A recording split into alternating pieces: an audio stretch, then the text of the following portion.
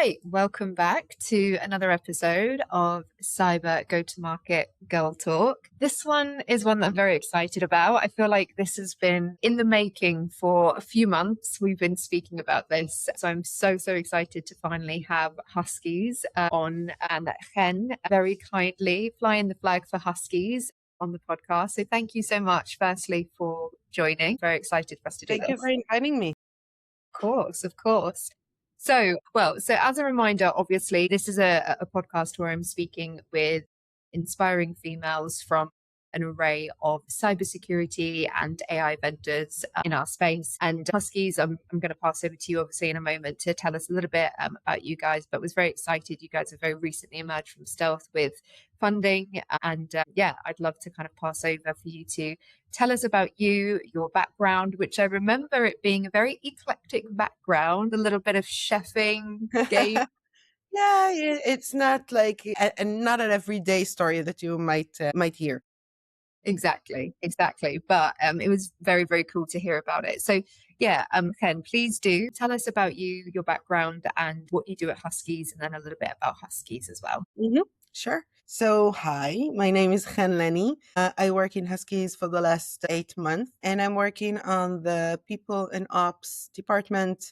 I'm taking a really huge part of everything that's around the employee experience and about the experience in general. As you said, my path with HR is not like conventional, if I may say, because before I moved to tech and startups, I started in restaurants and I was a cook and then a chef. And I work in hospitality and cooking. And this is something that I'm very passionate about even today. But honestly, it's not that different, like building a startup and opening a restaurant. And I think that because of my different background, I bringing something else to the old HR world and making people happy and see people in the industry and not only as workers, as people and my friends and my team and the people that I need to host every day in the office, which is my home. So this is the approach that I'm taking when I'm talking about HR and employee experience and operations in general, because it's really the same, like when we are hosting at home and we are making everything clean and nice and tight and we want the lighting to feel warm and the food to taste good. So it's really the same. And when we are making our house nice, if we're talking it into tech or the industry, it's like being a project manager. Yeah. Kind of. Right? Mm-hmm. So I think it's the same. It's just the approach that you are taking, and it's all about the mindset for me. Yeah, no, absolutely. Well, I was actually going to say, as you were speaking about the life in a restaurant and everything, a kind of a phrase came to mind, which is if you can't handle the heat, then get out of the kitchen. And I feel like that is quite literally what a startup is, because it is like heated, on fire, everything is go and you need to be able to like take Right. the pressure. It's intense, but it's fun. It's sometimes it's fun, sometimes it's horrible, sometimes, but you always need to work as a team. There's always someone at the top, and sometimes you need to scream, yes, chef. Sometimes you don't make the deadline, but you need to communicate. Like everything is really the same. And when someone is in trouble, he needs to stay on time. And then, like in service, like when someone making the salads and he needs some help, the guy on the grill is jumping in to help him. Is not asking any questions. So this is the thing that we need to learn from restaurants. And this is the thing that sometimes everyone can understand it because everyone was in restaurants. Most of the Israeli worked in restaurants. I don't know about in the US, but most of us do so, or does, or did. So Tell us about Huskies. How did you meet the guys there, and what do you guys do? yeah, sure. So first of all, I will tell you how I met Itai and Roy. And they are the reason that I'm here. Itai is the CEO and Roy is the CTO. And actually, I completely fell in love with the vision that they had, the committed that they brought. They told me about the vision of the company, about the product, about what they're seeing. And frankly, I saw two people that are like masters in their own thing. Like Itai, he's charismatic and he's doing sales like I never saw someone that speaks the story like he does. And Rui is just a builder. And to be a part and to take a part in their journey, I think it is a great lesson that even when I'm now like 15 years as a manager of people that again, different industries, for 5 years I'm in tech, but I learned so much about people and how they see it and about the pace and about the hunger, you know, and it's addictive and it's making me be hungry. Like you said, I feel hungry when I'm working with them and I'm running with them. It's not about working. It's not about walking together. It's running and Yeah. it's amazing. It's adrenaline and I love it. I really love it. And a little bit about Huskies. So, who are we as Huskies and what are we do is WAF. WAF. A little bit about WAF is what it's Web Application Firewall. It's the first thing that you are seeing when you're it's not actually saying it's the first thing that you are meeting when you are going into app or website.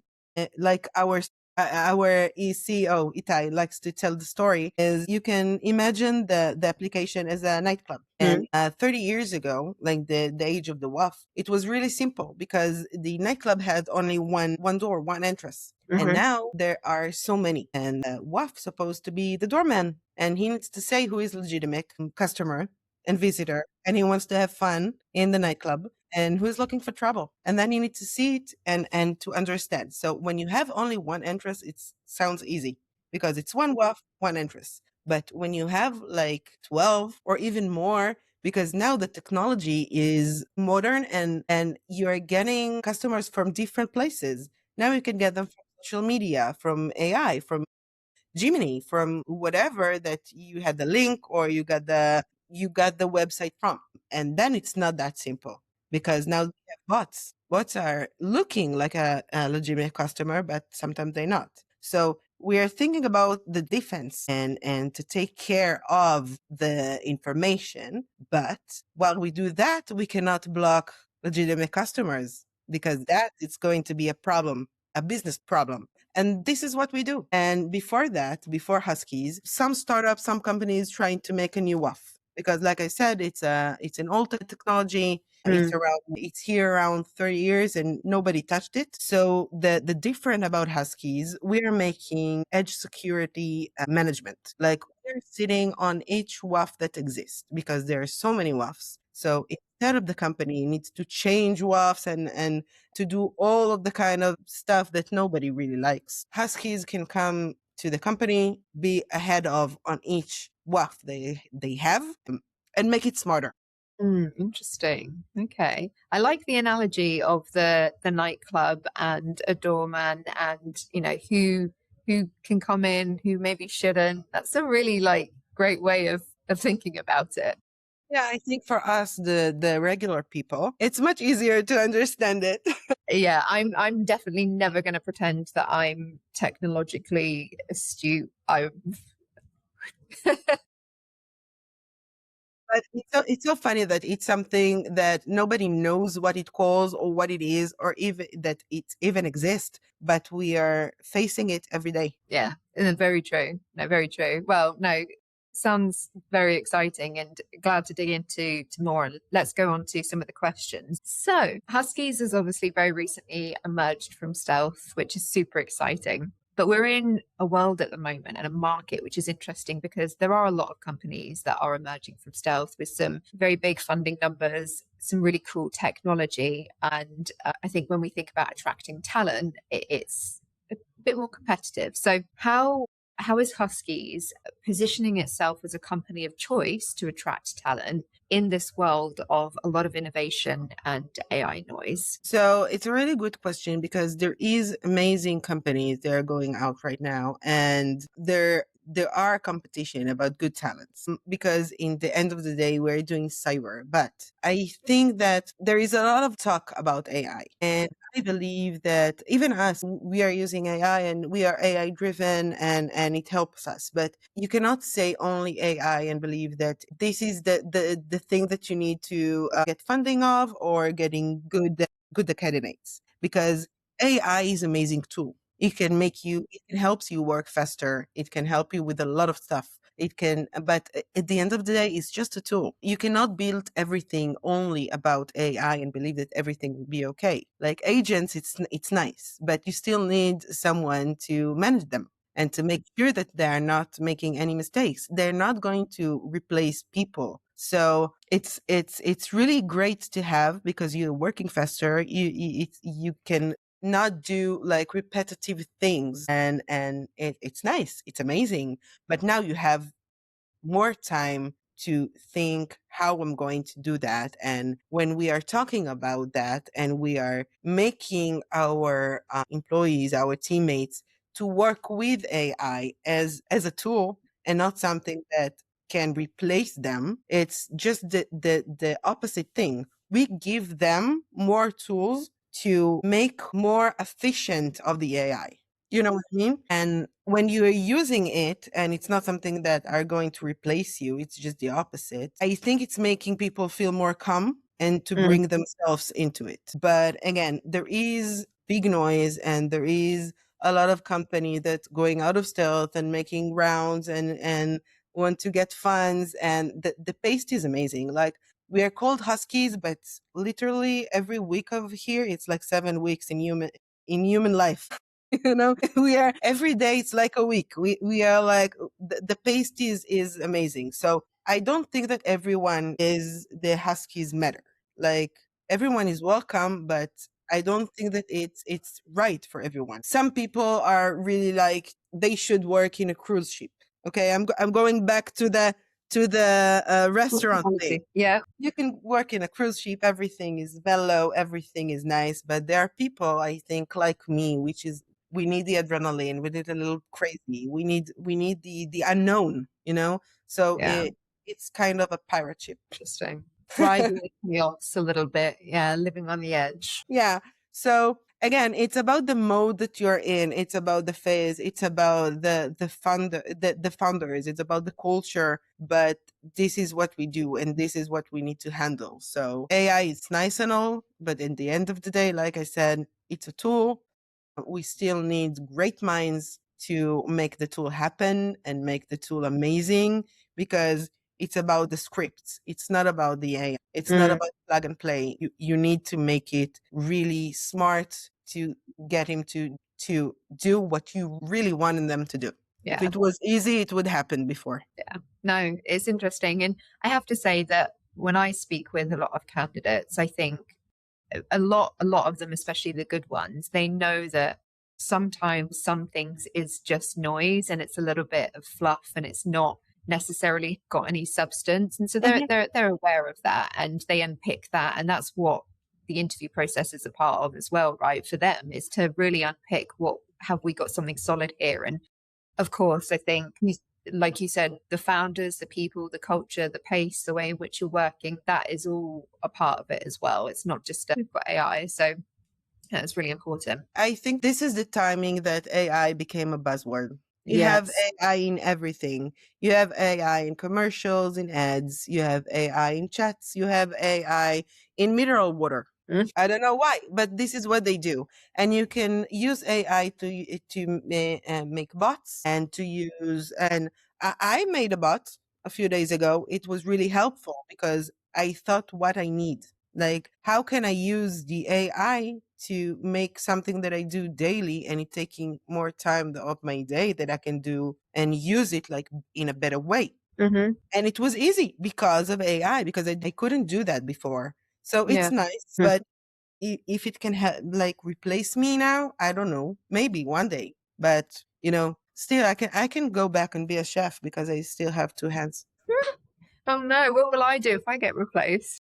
I will teach you how to cook. You can work with me. Okay, perfect. Cool. Okay, so let's go on to the next question then. So you briefly touched upon it before, ESM, Edge Security Management.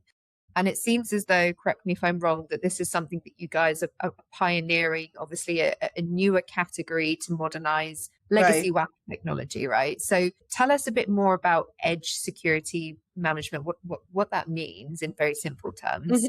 So we understand what WAF is, right? WAF is the selector in the nightclub, and he is understanding who is the bad guy and who is the good guy, who wants to have fun and who wants to make trouble. So this is how it was at the past. Now we need something smarter. This is where our AI is coming in, because WAF is something that, again, it's something old. Nobody touched it. It's most of the time nobody even knows if it works or not. So it needs to be changed according to the thing that are happening. This is why we need AI in this section. In general, the edge security management comes in. It's where we are going and being head on of the WAF that exists. Like, we are not changing anything. We're just know how to make the WAF that exists smarter and measurable, and not change everything. And it's, instead of a few months or a year to do the change between the WAFs, it's only for a few minutes, and then we can tell you what is working and what is not, and when you can lose your revenue. And this Okay. is what we are bringing to the business. It's also, we are making a defensive, but more of it's how we make the revenue not being lost. Which is very important to most stakeholders in a business, right? So, okay. Well, it's very exciting. So, obviously, edge security management as a new category, I think that that's something that's quite exciting, and I imagine is also going to be very appealing to any candidates that join, because category creation, I mean, everyone wants to be a part of that. So, that's pretty cool. It is. It's something new. No one did it before. Interesting. Well, when you get to wanting to bring on marketing people, they're going to lap that up. They're going to love it for sure. Cool. So we're obviously halfway through 2026 at the moment, which is very scary to say. But Because we, we met at the beginning of 2026. that is very true. We did. See, this really has been an episode in the making. But Good dishes are cooking slow. that is very, very true. Very true. Best dishes you always slow cook. But as we think about the rest of the year, then what type of roles are you guys going to be hiring? What should people be on the lookout for with you guys? So I'm so excited because, like you said, of course we are hiring. We are hiring big time, and I'm so excited about that, because we need across the departments, like engineering and marketing and researchers and product and go to market and operations and HR, and, like, again, everything. But it's not about the roles. I think it's about the people. It's the people that we are looking for, and their mindset. Like I said, if we are going back to the ships anecdote, like, we Mm. need the pirates. We need the people that are really want to build something. We are looking for builders, because it's not about the job. It's about the person that really have the mindset to go inside and say, okay, I'm all in. I'm here for the journey. I'm here to make everything that I can, and to bring. I'm not looking for someone that did their job 10 times before in 10 different companies. I'm looking for someone who is curious enough and asking questions, and thinking about the pack. Like, our value, one of the values is one paste, one pack. We are Mm. running together. And every time we're working, helping and working together and with each other, not against each other. And this is the people that I want. It's not about the ego, it's being one of the pack. And yeah, so I think that we have a lot of opportunities right now. And in the LinkedIn page, we are posting every day more and more jobs and roles. But at the end of the day, if you are hungry, and if you run fast, and if you're not scared from the cold, then I think you can be part of us. You can be a husky, basically. Maybe you can be a husky. I like it. I like it. Interesting. Well, it sounds like you're probably going to be kept incredibly busy then if you're hiring across all of those departments. Good luck. The box is empty. You can send whatever you want. There And you go. if you like dogs, because we are dog friendly, and if you're allergic, it's going to be a problem. Okay. Now, good note to self: must like dogs. Must like dogs.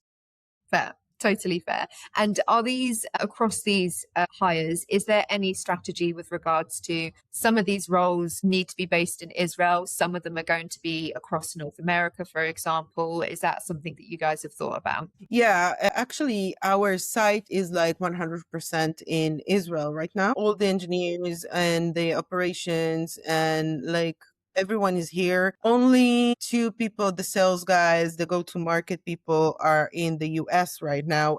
But the exciting news is that more positions are going to be open really soon. Again, most of them are going to be sales and go-to-market and partnerships because what can we do, the hours and the time zones, it's a thing that we need to talk about and we need to think about. But I do believe that at the near future we're going to be extended with a lot of other positions. Like I can definitely see that, but we are not stuck in a box. It's not about what we want, it's about seeing the opportunities. Like when you see someone, even if you don't have the role open, you Mm, can make something happen if it's the right person.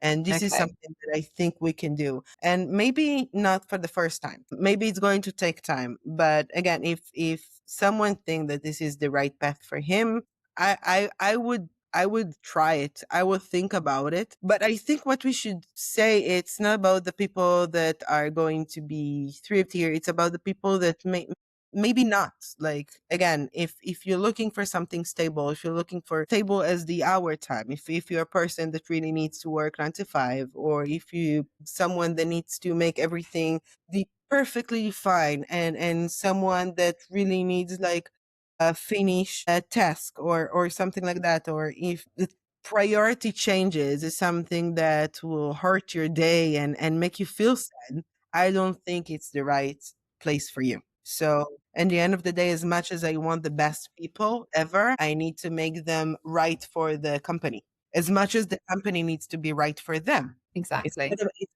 I'm in my head, I'm the story, but I need to be like realistic. And this is about the person that's coming here as well. And I want it to be a win-win situation. It's not going to help me if only I'm the one that's winning and the other person is sad. So he will be out of the door in a few months if I'm Yeah. lucky.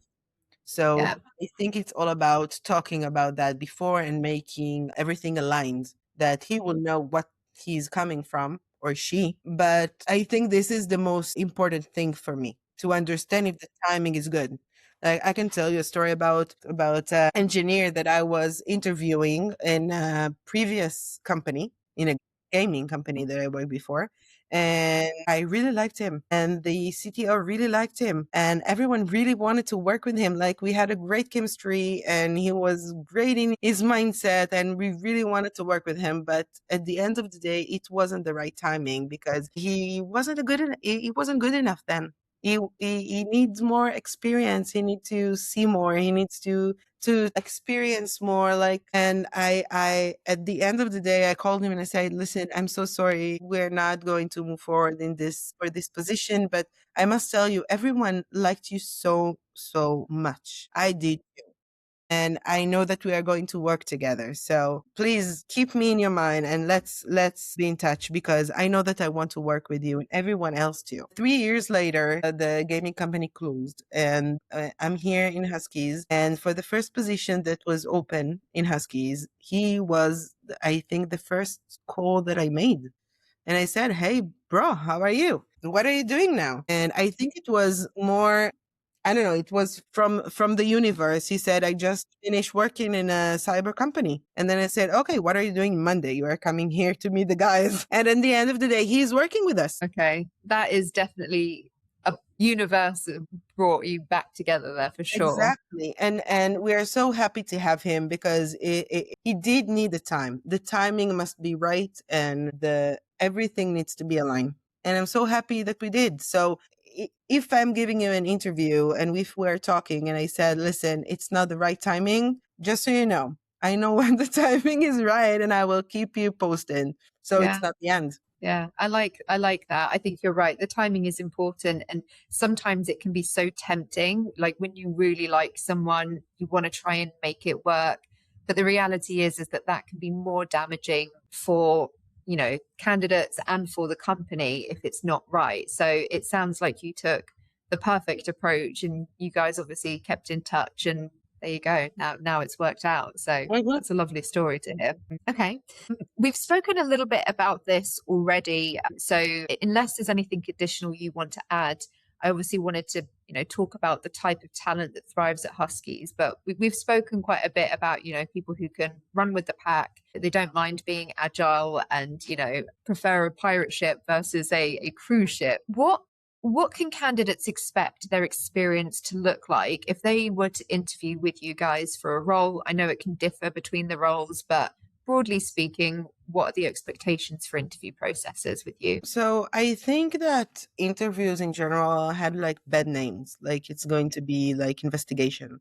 And I think that a good interview is about having a good conversation. It's about talking, what do you need, what I need, what can I bring you? And it's like a parlay. We're going back to the pirates again.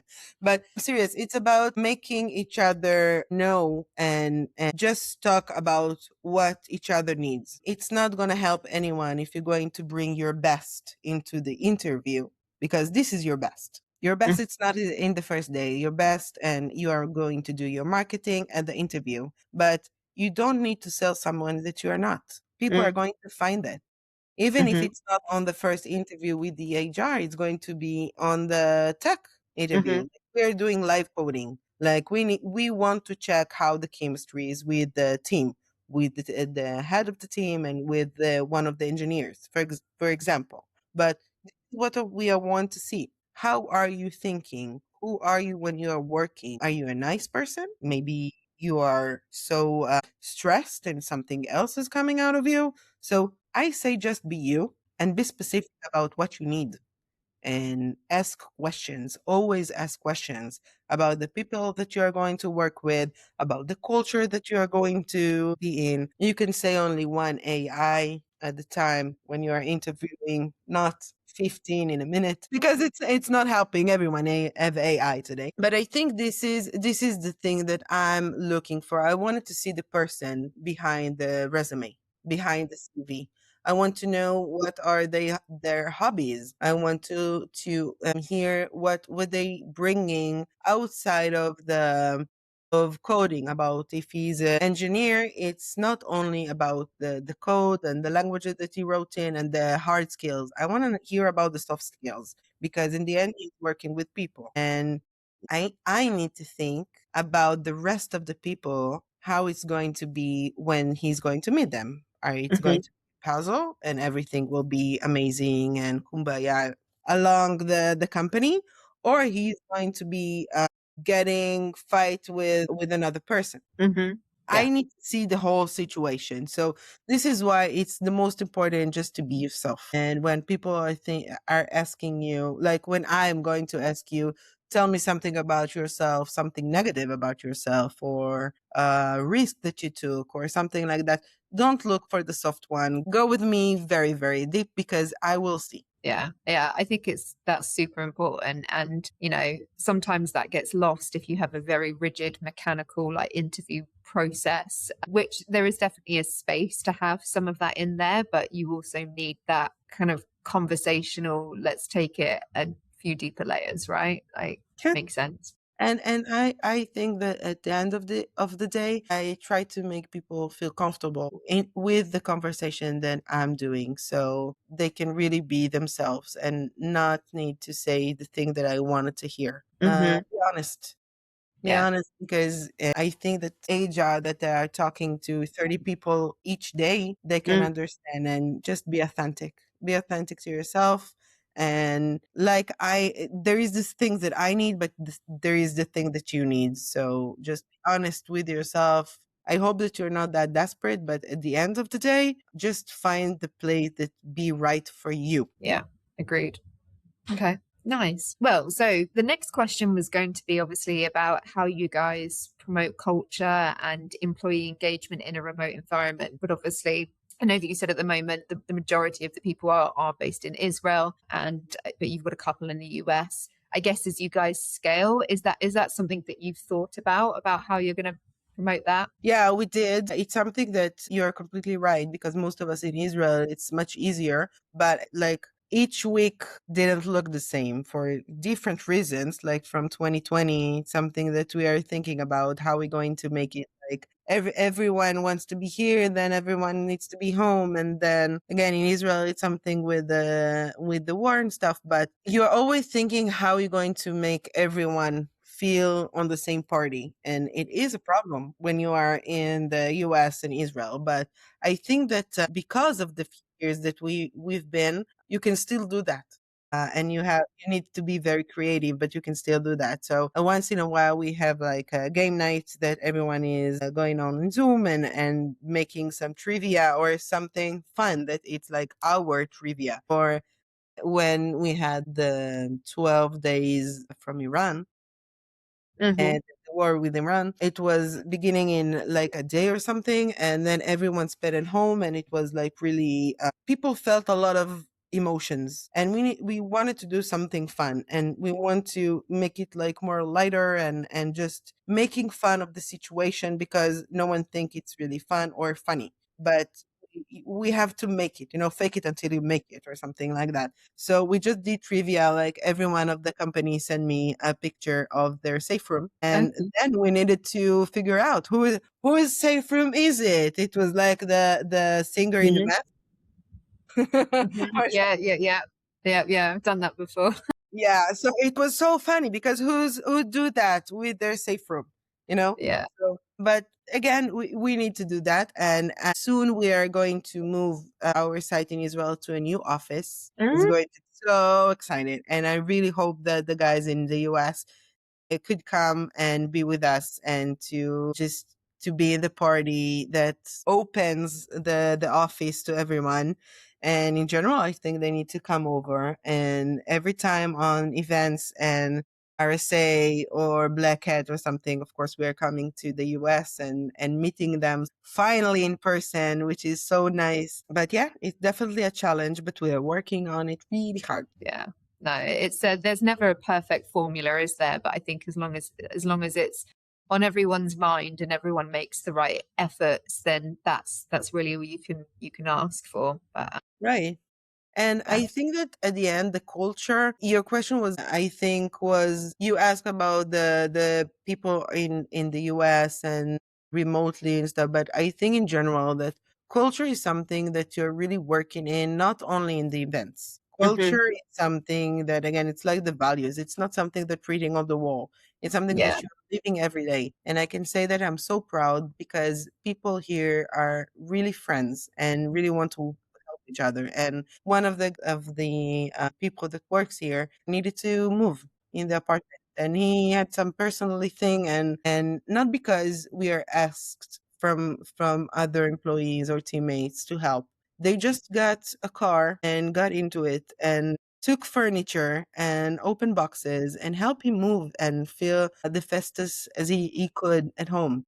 Mm. And I can say that even for me, like a pipe burst at one night, and I needed to fly out of the office to see what happened, if my cats are still alive, or are they swimming in the apartment. I have two cats, by the way. I'm the cat person here, Okay. Okay. so we have beef between us. But I love dogs too. Okay. That's all right then. Yeah. So anyway, a pipe burst in my apartment, and like I got home in like 10 minutes, and I think like 30, 40 minutes after, five people from the office came also just to help, to see if they can help, if they can move things, if they can dry out the floor, if anything. And they spent time with me like 2 hours. And this is what we're all about. It's take care about each other. It's making people feel comfortable, and not everyone needs to be friends, Yeah. but it's about respectful and Yeah. to care. And I think this is the culture and this is the basic. On top of that, you can do whatever you want. You can do some trips, and you can have a night out, and you can have events, and you can have parties. But this is the thing that I'm really proud of. Yeah. No, that's really lovely to hear. Everyone has each other's backs. That is sometimes rare, but it's so important. And when you find that, it's just you want to hold on to it. So, okay, well, last question then, in terms of any tips that you may have. I always like to ask people if they want to leave leave our listeners with tips on if they are looking to lead a successful career in the startup world, what do you think are some of the biggest tips to help people? It's interesting because again, I switch careers at my 30s. So I can say that no matter what industry you are, you always need to be the best. Your best, not everyone else best, your best. You need to know that you did everything that you could, that you read, that you ask questions, but right questions, not like don't ask questions that you can Google. This is not being the best. This is being mediocre. Mm-hmm. And don't be okay with being mediocre. Always learn, always try something new, always be part of something that are going around you and open your ears. If it's something that you want, if it's something new. By the way, even if you're in the industry already, things are moving so fast. Like a week ago, we liked one tool of the AI. Today, we have five more. What are you going to do? So always think about what you can do best. Try to look at situations after and ask yourself questions about it. And remember that the only thing that you can really change is your behavior. It's the only thing that you can control of. Everything else is reacting to you. So if Yeah. you're going to be the best, if you're going to ask the right questions and not Google questions, and if you're going to move forwards all the time with the technology and with the pace of everyone, again, it can be just like I'm in the operations and HR and having fun and stuff like that, but I know what the engineer is doing really like in really low level, but I can understand what they're doing. I know Mm-hmm. about how the product looks like. Mm-hmm. Be a part of the whole picture. Don't just sit in your own desk and doing your own job. Be a part of the process. Be a part of the team. This is what I can say, and this is about the whole industry. Yeah, I love that. And I like the bit that you said there about be your best. This isn't about comparing yourself to someone else's best. We all bring something uniquely different. Uh-huh. So, It's exactly right because there can be people that can be better than me or worse than me, but it's only one. I know that I exactly. can bring something else, but it's only me. So I think the best of me, this is the best I can do, and you can do your best, and it's just different bests. Yeah, agreed. Well, Chen, thank you so much for joining me. I'm really glad that we were able to get this episode recorded, and I'm very excited to share it and have everyone listen to it. So, yeah, I really appreciate your time and the wisdom that you've shared. And anyone who's listening, clearly you should be keeping an eye on Huskies. It sounds like there's going to be a lot of opportunity available. So if you want to be a part of the pack, then keep an eye on their LinkedIn and their web pages and everything as well. But thank you so much again for joining. Thank you so much, Elle. Thank you.